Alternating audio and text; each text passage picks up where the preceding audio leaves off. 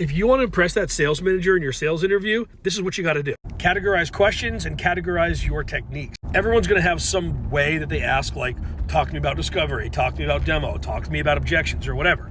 But they may just say them in different ways. So it might be like, tell me a time when you've had to overcome an objection, or tell me about a time when you've had to use discovery to make understand someone's pain or whatever.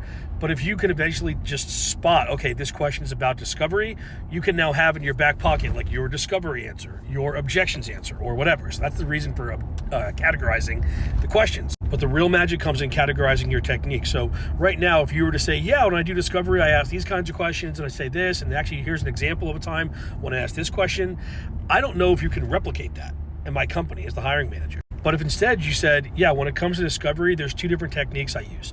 One is a disarming technique, and two is a probing technique.